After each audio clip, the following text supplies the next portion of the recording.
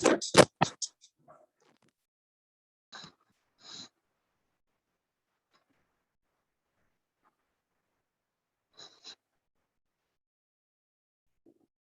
afternoon, sir.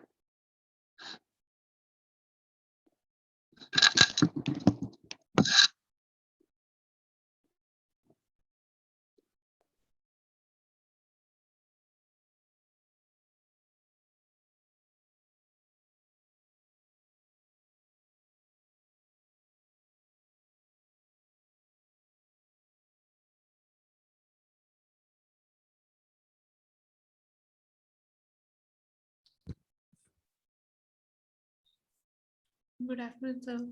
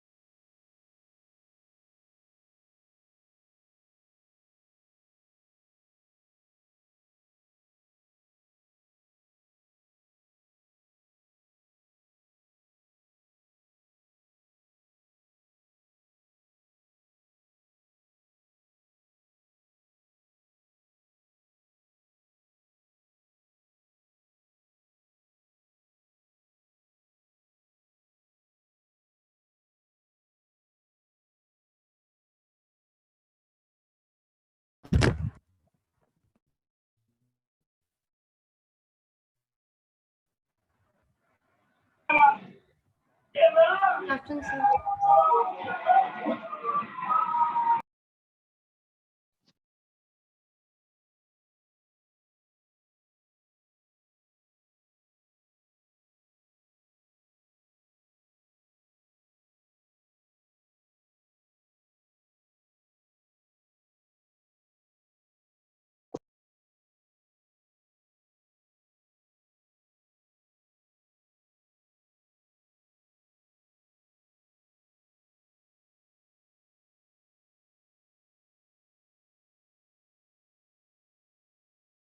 Good afternoon, sir. Good afternoon, beta. My voice is clear. My audio is clear.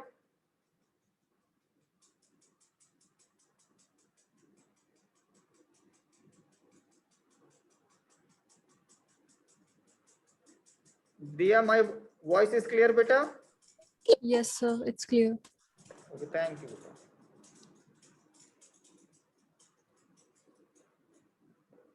So, beta ji, we are going to start a new topic today, and that's a very important topic for us. So, just concentrate on that. If you have any doubts, so you can ask me, or I'll send you in the worksheet for on this topic also. Okay. So, this is revaluation account of revaluation of assets and the reassessment of the liabilities. Because this consists of, everyone has to turn on your webcams, guys. Everyone has to turn on webcams, beta.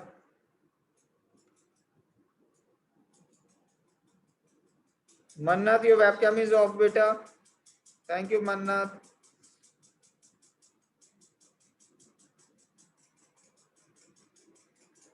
Amritpal, your webcam is off, beta. Turn on.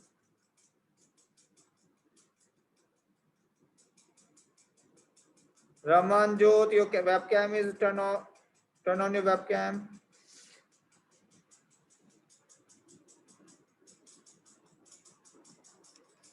So, guys, today we are going to start a new topic that is called revaluation of assets and liabilities. Revaluation of assets and liabilities. बेटा इसके बारे में हमने कल भी discuss किया था और फिर हम इसको आज कंटिन्यू करते हैं डिस्कशन। बेटा जब हमारी पार्टनरशिप और हमारी फर्म रिकंस्टिट्यूट होती है बेटा, तो हम सारे जितनी भी हमारे पास एसेट्स हैं, लायबिलिटीज हैं, उनका असेसमेंट करते हैं। हम उनका असेसमेंट करते हैं, देखते हैं कि उनकी जिस डेट में हमारा रिकंस्टिट्यूशन हो रहा है बेटा, उस डेट में उनका एसेट्स कितनी है और उनकी लायबिलिटीज कितनी है बेटा, उनकी एसेट्स कितनी है बेटा और वैल्यूएशन कितनी है एसेट्स की और लायबिलिटीज की। सुरकाब टर्न ऑन योर वेबकैम बेटा।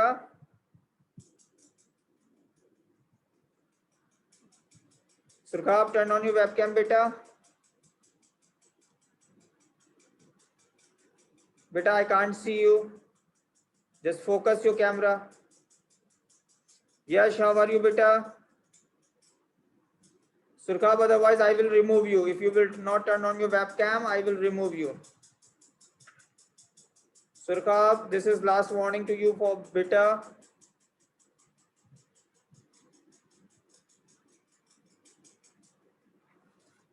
So,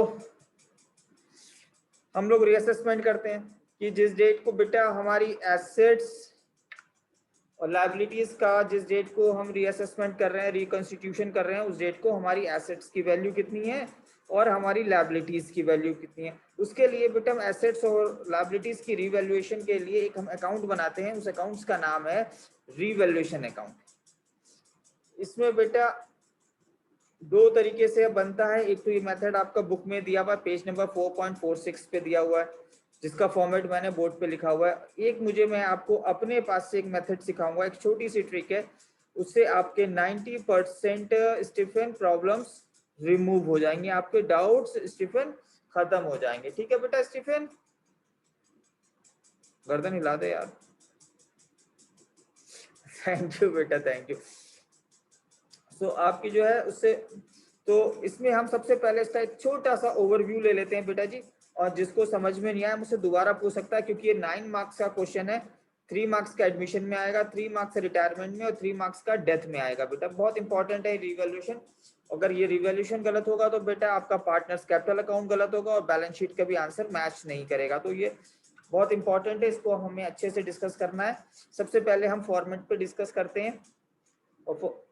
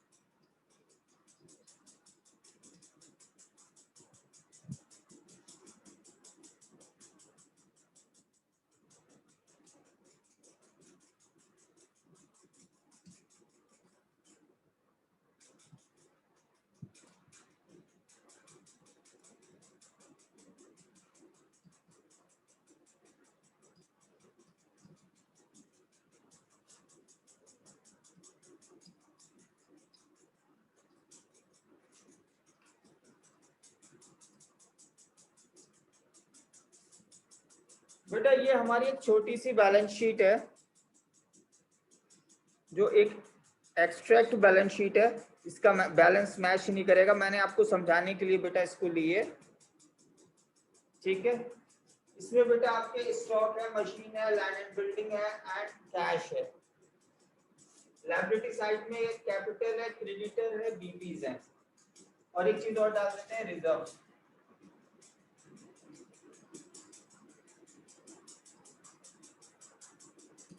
journal reserve. अच्छा, जर्नल रिजर्व्स बेटा आपको क्लियर है कि जर्नल रिजर्व्स हम पीसीए में डिवाइड करते हैं। हमने कल इसकी बहुत सारी एंट्रीज करी हुई हैं, तो इसलिए ये तो बिल्कुल क्लियर है कि जर्नल रिजर्व जो है हमारा पीसीए में जाएगा, पार्टनर्स कैपिटल अकाउंट में जाएगा।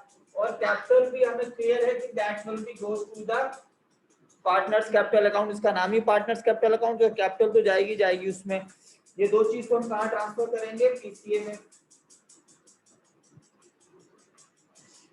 अब कैश जो है बेटा, जो कैश है हमारा वो इटसेल्फ कैश है, उसका वैल्यूएशन हम जितनी बार भी करेंगे, आज 100 का नोट कल भी 100 में ही चलेगा, परसों भी 100 में चलेगा, 10,000 साल भी 100 का नोट 100 में ही चलेगा, तो उसका रिवैल्यूएशन तो होता नहीं है, उसकी कोई वैल्यू चेंज होती नहीं है कैश की, तो इसलिए कैश को भी नहीं लेंगे रिवैल्यूएशन में, कैपिटल को नहीं लेंगे, जनरल रिजर्व को नहीं लेंगे, कैश को नहीं लेंगे रिवैल्यूएशन में। तीन चीजें आपको नहीं लेनी है, ओके बेटा, जब तक इनको नहीं लेना है। अब बचे हमारे ये assets, stock, machine, land and building, और लायबिलिटीज बची हमारे पास क्रेडिटर्स एंड बीपी, इनका रीअसेसमेंट होना है। अब इसमें देखो बेटा, अगर एक हम एडजस्टमेंट देखें, नीचे एडजस्टमेंट दिया हुआ है आज की डेट में एडजस्टमेंट। अब एडजस्टमेंट में स्टॉक बी रीवैल्यूड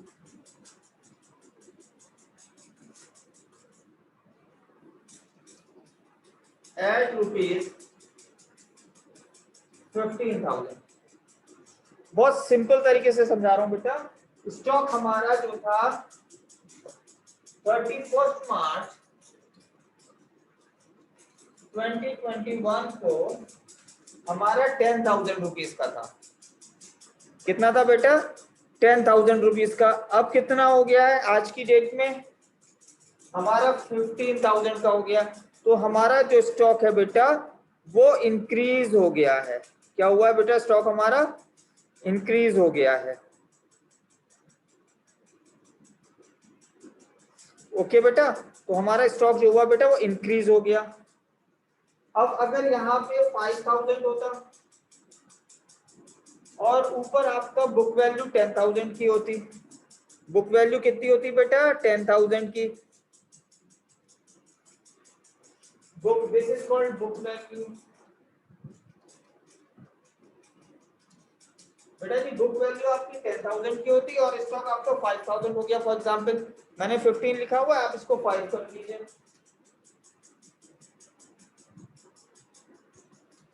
5,000। अब क्या हुआ बेटा कि जो हमारा स्टॉक है वो रिड्यूस हो गया। अब रिड्यूस होगा स्टॉक, एसेट्स रिड्यूस होगी बेटा, तो वो हमारा लॉस होगा। वो क्या होगा? लॉस होगा। और एसेट्स अगर बढ़ेगी तो आपको पता है कि हमारा प्रॉफिट होता है। क्या होता है? हमारा प्रॉफिट होता है। ओके बेटा, इतनी बात क्लियर हो गई बेटा? अब आ जाइए बेटा फॉर्मेट्स पे। फॉर्मेट कहता है assets individually decrease in assets. जब आपकी एसेट्स डिक्रीज होगी तो आप लिखेंगे डेबिट साइड में। जब आपकी एसेट्स डिक्रीज होगी तो आप कहाँ लिखेंगे बेटा? डेबिट साइड में लिखेंगे आप। जब आपकी एसेट्स डिक्रीज होगी डेबिट साइड में लिखेंगे, और आपकी एसेट्स इंक्रीज होगी तो आप क्रेडिट साइड में लिखेंगे। ठीक है? और इंडिविजुअली मीन्स कि आपको हर एक एसेट्स को अलग अलग लिखना है। ठीक है? फॉर एग्जांपल जैसे मैंने यहाँ पे एग्जांपल ले रखा है, हमने 3 एसेट्स अलग अलग लिखनी है, सेम एज आपको स्टॉक की वैल्यूएशन अलग अलग लिखनी है। स्टॉक इंक्रीज बाय 5%, तो stock 5% what ever, so you will write that one. Machine, उसकी वैल्यू आपको अलग लिखनी है, और लैंड एंड बिल्डिंग, उसकी मशीन, उसकी वैल्यू अलग लिखनी है। किसी को क्लब नहीं करना है कि आपने टोटल एसेट्स का वैल्यूएशन कर दिया। ठीक है? सबको अलग अलग शो करना है बेटा जी। पॉइंट क्लियर हो गया? ये वाला इंडिविजुअली वाला पॉइंट क्लियर? अब एसेट्स जब आपकी डिक्रीज होगी, डिक्रीज कब होगी? जब आपकी यहाँ पे वैल्यू ज्यादा होगी और एडजस्टमेंट में वैल्यू कम होगी, तो आपकी एसेट्स डिक्रीज होगी। यहाँ पे वैल्यू आपकी ज्यादा है, एडजस्टमेंट में वैल्यू, एडजस्टमेंट में जो अमाउंट गिवन है वो कम है, तो आपका बेटा डिक्रीज इन एसेट्स होगा। और जब डिक्रीज इन एसेट्स होगा तो आप उसको डेबिट साइड लिखेंगे, सेम एज इट इज। अगर यहाँ पे वैल्यू, कैसे हैं आप लोग? और यहाँ पे वैल्यू कम है आपकी,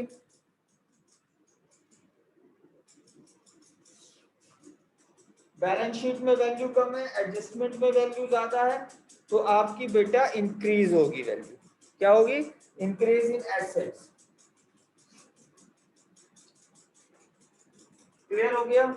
इंक्रीज इन एसेट्स यहाँ लिखेंगे, डिक्रीज इन एसेट्स यहाँ लिखेंगे। Same as increase in liability अब हम इधर लिखेंगे डेबिट साइड में, और डिक्रीज इन लायबिलिटीज हम क्रेडिट साइड में लिखेंगे। इंक्रीज इन लायबिलिटी हम डेबिट साइड में लिखेंगे, इंक्रीज इन लायबिलिटी हम क्रेडिट साइड में लिखेंगे। उसके बाद बेटा नेक्स्ट है हमारा same as it is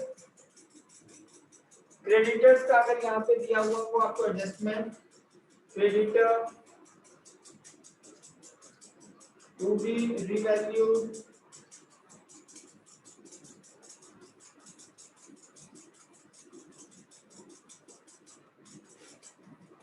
rupees 60,000। Okay बेटा, यहाँ पे 50,000 है, अपडेटेड 60,000 के हो गए। It means in increase in liability, और इंक्रीज इन लायबिलिटीज को बेटा हम यहाँ लिखते हैं डेबिट साइड में। Same as decrease in liabilities को हम क्रेडिट साइड में लिखते हैं। पॉइंट क्लियर हो गया बेटा? किस किस को डाउट है इन 3 पॉइंट्स में बेटा?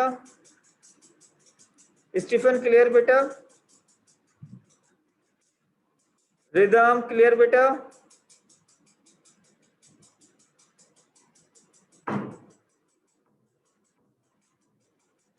जशन क्लियर?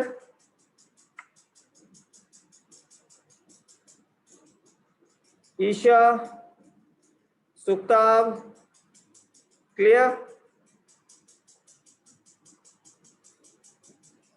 आकांक्षा बेटा क्लियर हो गया पॉइंट? थैंक यू बेटा। यश बेटा आप नए हो, आप बताओ पॉइंट क्लियर हुआ ये वाला? थैंक यू बेटा। यस मनवीर बेटा, ask me the doubt. Manveer I have unmute yourself and ask me the doubt. तो कैसे है आप लोग? आस्क मी द डाउट बेटा।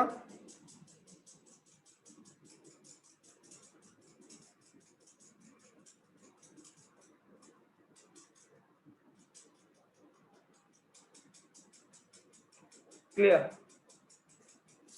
उसके बाद बेटा unrecorded liabilities you will write here in the debit side, and unrecorded assets you will write into the credit side. Unrecorded assets you will write into the credit side. After that we have partners capital remuneration you will write into the debit side, and cash in bank is there any expenses, so you can write into the debit side, and the credit side you will find the loss, and debit side you will find the profit. इस पे हम बाद में discuss करेंगे profit loss कैसे निकालते हैं, ठीक है? अब इससे पहले हम कुछ एग्जांपल्स लेते हैं बेटा।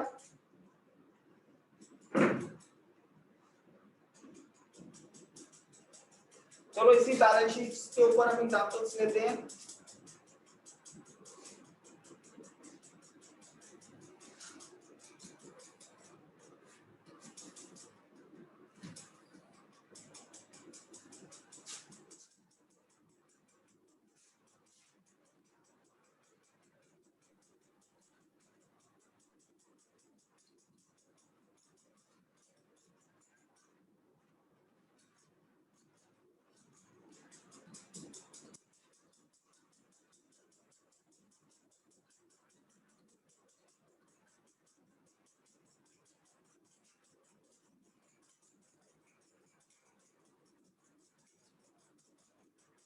बेटा स्टॉक हमारा 10,000 रुपीज का यहाँ पे था। स्टॉक कितना था हमारा? 10,000 रुपीज का। अब नीचे एडजस्टमेंट में हमारा स्टॉक हो गया 5,000 का। कितना लॉस हुआ हमें? अलास टू द आकांक्षा बेटा, कितना लॉस हुआ आकांक्षा? Unmute yourself. कितना डिफरेंस आया आकांक्षा बेटा?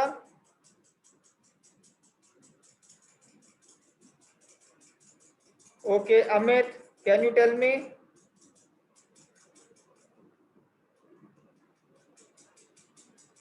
Jashan, unmute yourself and tell me the answer.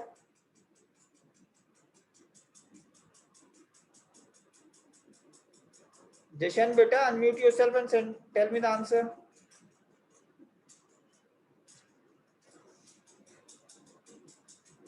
Okay, Isha, can you do that? Can you answer me?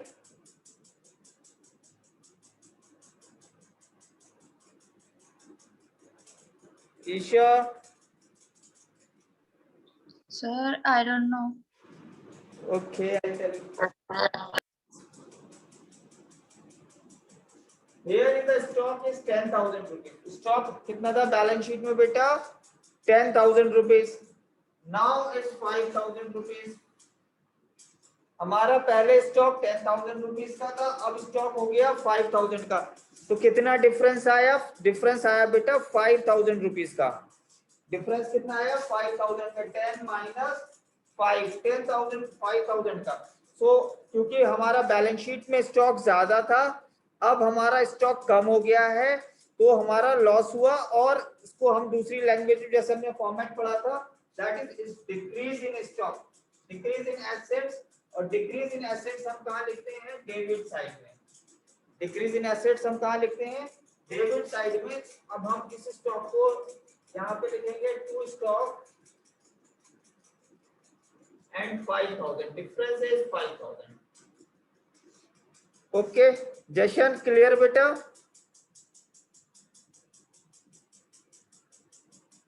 Jashan, clear? Yes, sir.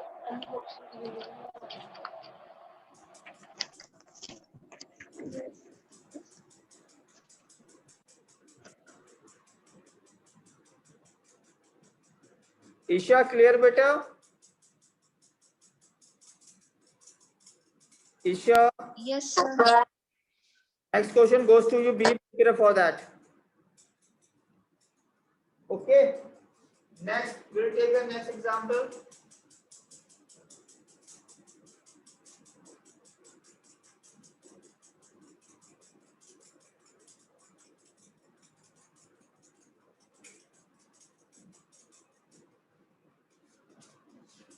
Creditors be valued at 60,000.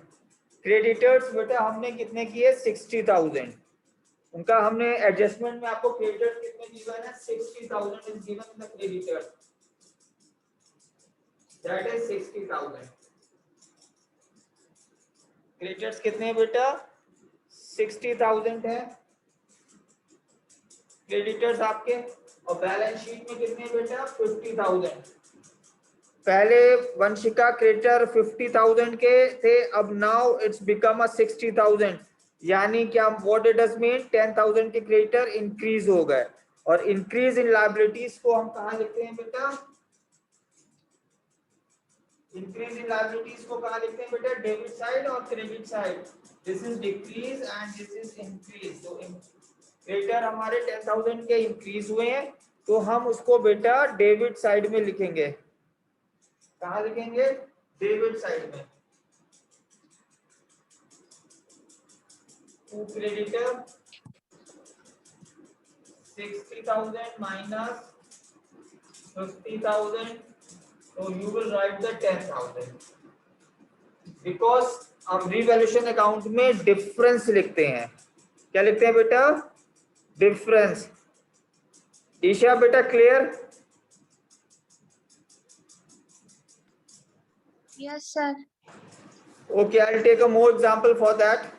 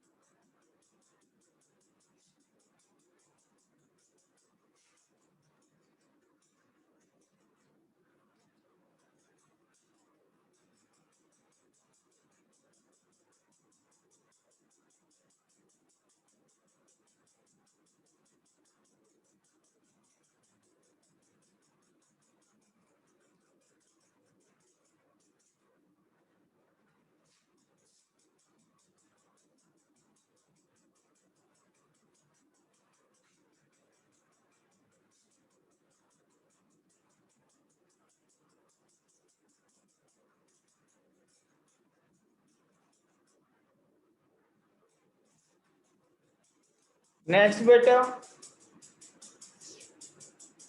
Land and building revalued at 2 lakh rupees. Land and building हमारी revalued हुई 2 lakh rupees की बेटा, ठीक है। ऊपर कितनी थी land and building हमारी? 1,50,000 रुपीस की। सो एसेट्स हमारी क्या हुई बेटा? इंक्रीज हुई। जब हमारी एसेट्स इंक्रीज होती है तो कौन सी साइड पे लिखते हैं बेटा?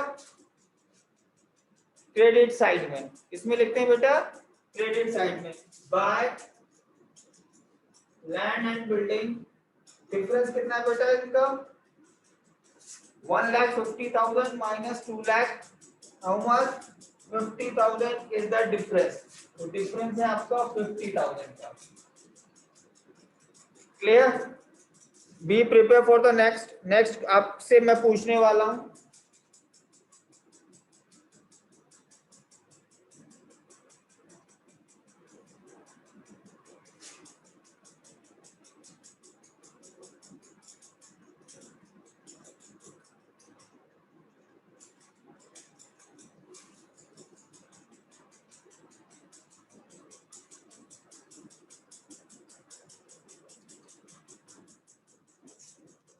अब हमारी बेटा लैंड एंड बिल्डिंग पहले 1,50,000 रुपीस की थी, अब 1 लाख की हो गई।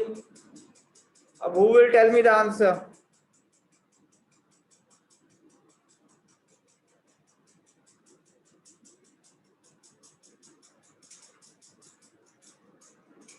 Okay, Rhythm, can you tell me the answer, beta?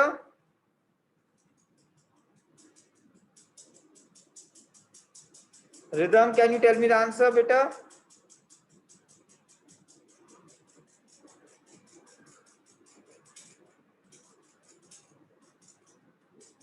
Unmute yourself, beta.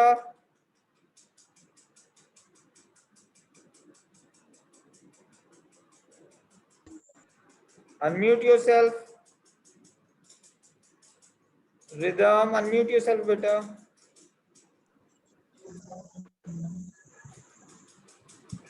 Yes, good. Yes, Gurdeep.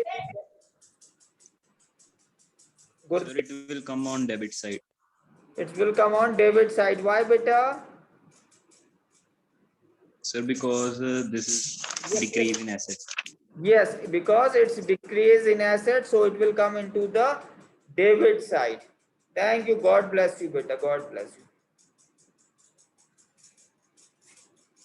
So, how much amount it will come? Debit side. देखो बेटा यहाँ पे कितनी थी हमारी लैंड एंड बिल्डिंग? 1,50,000 की। अब कितनी हो गई? 1 लाख रुपीस की। तो डिफरेंस कितना हुआ हमारा? 50,000। तो 50,000 बेटा यहाँ आएगी लैंड एंड बिल्डिंग की डेबिट साइड। 50,000 डेबिट साइड को आया कि डिक्रीज इन एसेट्स, हम डेबिट साइड लिखते हैं। अब इसको थोड़ा सा और इजी करते हैं, हमें फॉर्मेट याद नहीं रहेगा। अब इसको थोड़ा सा इजी करते हैं, विल मेक इट इजी। हम यहाँ पे लॉस लिख लेते हैं और यहाँ पे profit.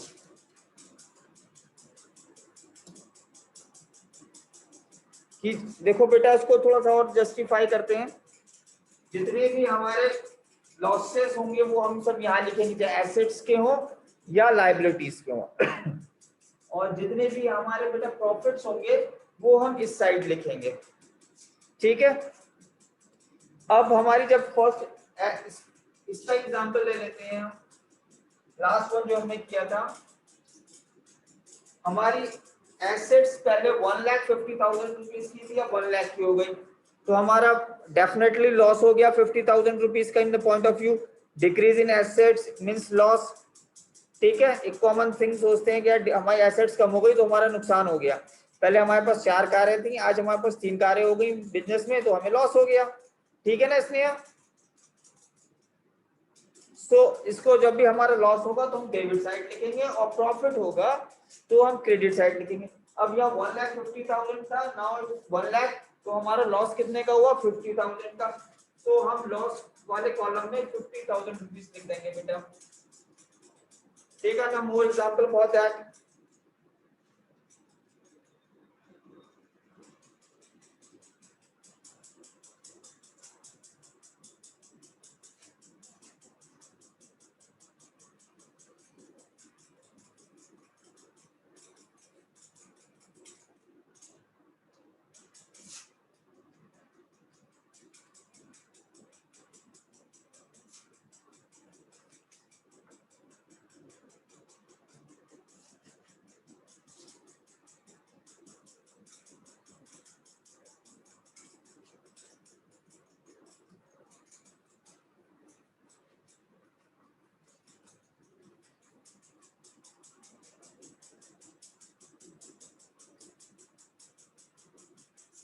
machine is reduced by 10%. machine is reduced by 10%. दीक्षा अब क्या करेंगे? सबसे पहले हम मशीन का 10% फाइंड आउट करेंगे. ओके यश, सबसे पहले मशीन का 10% फाइंड आउट करेंगे. मशीन हमारी 1 लाख रुपीस की, 1 लाख का हमने 10% फाइंड आउट किया.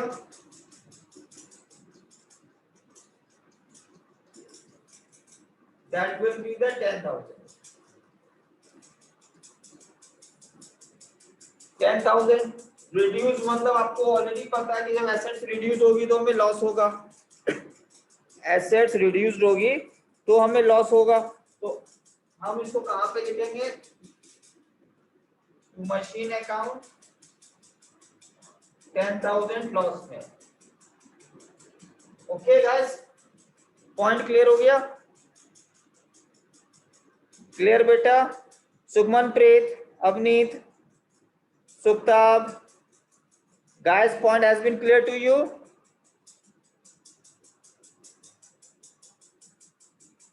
अब जिसको भी बेटा डाउट है बेटा just raise your hand, I'll give more example for that.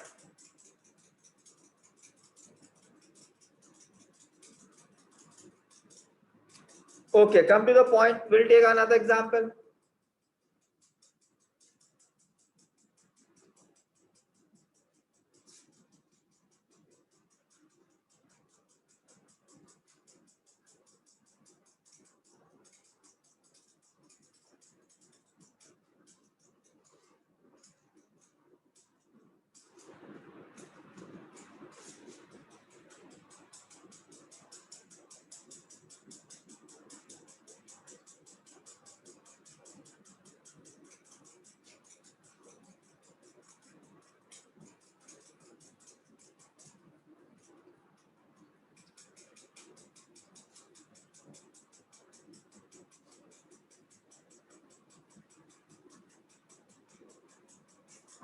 Yes guys, can you explain this one?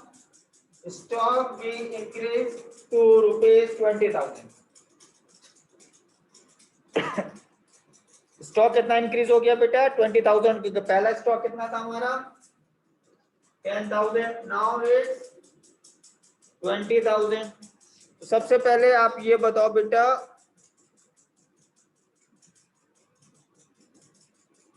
Isha stock हमारा कितना? Isha can I help you? Isha unmute yourself बेटा. Can you answer that? Sir, 10,000. कैसे बेटा? है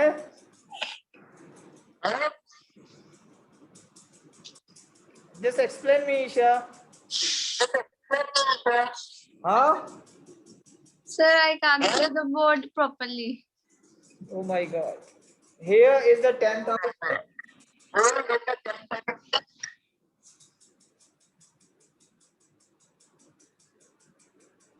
Because in the book value it was 10,000. Now it's 20,000. So 10,000 is increased. So increase in stock. Where you will write? Isha.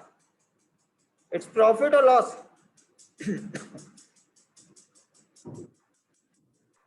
Sir, credit. Okay, right answer.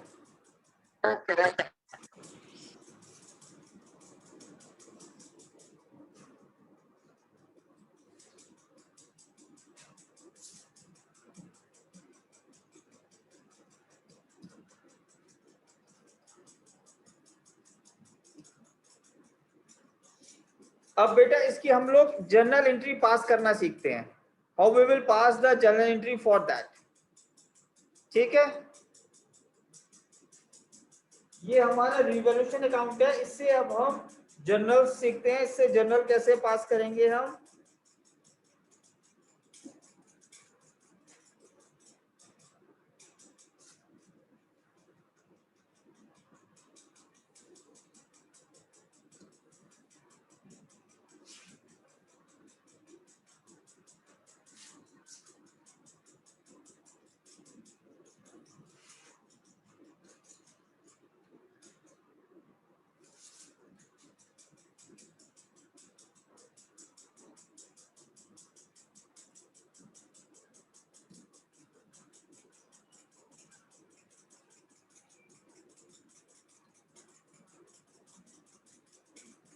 Okay guys, come to the point. देखो बेटा, हमें सबसे पहले debit side की journal entries pass करनी है। सबसे पहले बेटा हमें डेबिट साइड की जर्नल एंट्री पास करनी है, तो हम रिवैल्यूएशन अकाउंट को डेबिट करेंगे और इन सारी चीजों को क्रेडिट कर देंगे। ठीक है,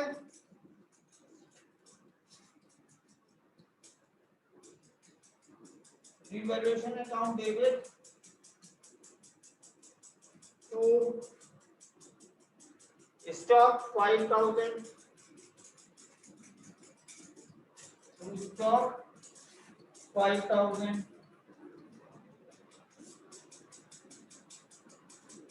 creditor 10,000,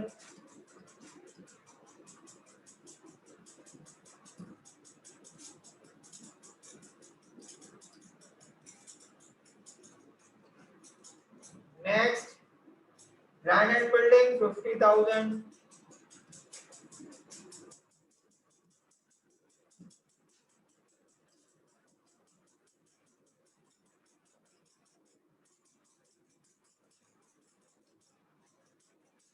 machine 10,000, to machine 10,000। Okay बेटा, ये पॉइंट क्लियर हुआ आप सबको?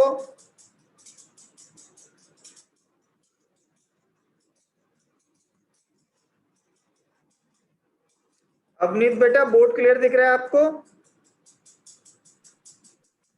Yes sir. मनप्रीत बेटा, बोर्ड क्लियर दिख रहा है आपको बेटा? Yes sir. Sneha, what about you बेटा? ठीक है, तो मैंने सर स्क्रीनशॉट ले लिया, मुझे देख नहीं रहा। हाँ, तो मुझे देख नहीं रहा, तो मैंने स्क्रीनशॉट ले लिया। Vanshika, yes sir.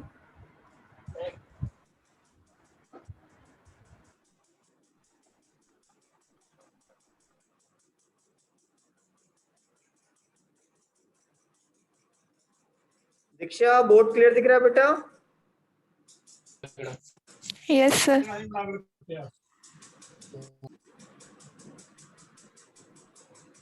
रिदम,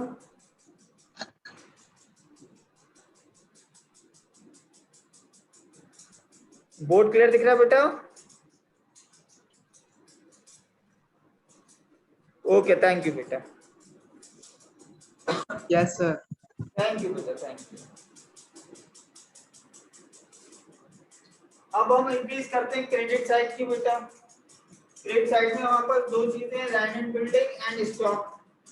अब हम क्या करेंगे, इन दोनों चीजों को डेबिट करेंगे बेटा और रिवैल्यूएशन अकाउंट हमारा क्रेडिट होगा। जो चीज हमारी क्रेडिट में है वो ट्रांसफर होकर कहां चली जाएगी, डेबिट में, और रिवैल्यूएशन क्रेडिट में। सो दो चीजें कौन कौन सी है हमारे पास? लैंड एंड बिल्डिंग कितने की? 50,000 की, स्टॉक 10,000 का। तो land and building 10,000, sorry, land and building stock debit.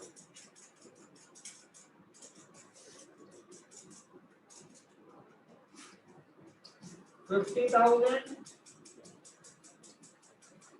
10,000, total है 60,000। और यहाँ पे हम टोटल लगाना भूल गए, 5 10 50 प्लस 65 75, टोटल बिल्कुल 75 है। बेटा जनरल एंट्री पास करनी आ गई है आपको? ऐसे ही हम सारी चीजों की जनरल एंट्री पास करेंगे बेटा लेजर अकाउंट से। जब हम जनरल पास करेंगे तो यही मेथड होगा हमारा। ठीक है बेटा, अब आप मुझे पेज नंबर 4.22 पे आइए बेटा। Page number 4.22।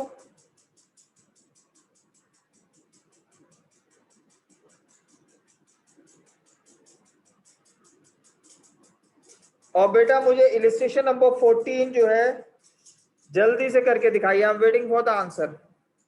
और इवनिंग में बेटा मैं आपको आज वर्कशीट्स भेजूंगा इसी की, so it will make you more clear।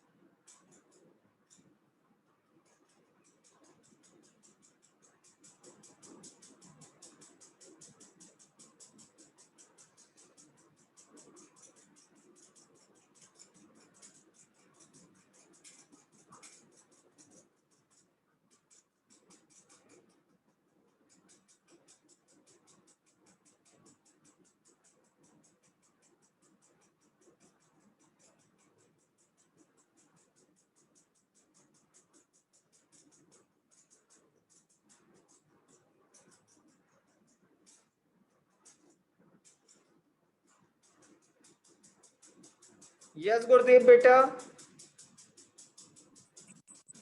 Sir, we have to do both journal and revaluation. Yes beta, you have to do both. ठीक है बेटा, कर लेंगे आप. Yes, sir.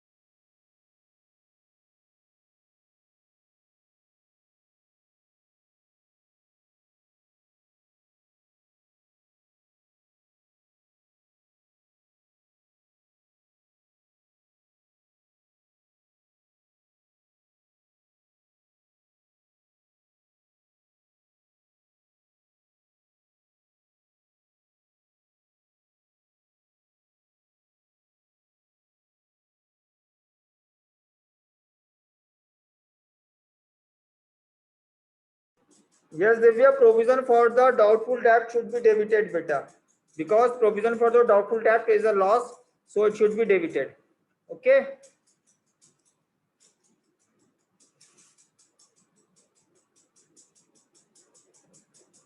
Okay guys, just finish it and send to me. I have another class. Okay beta.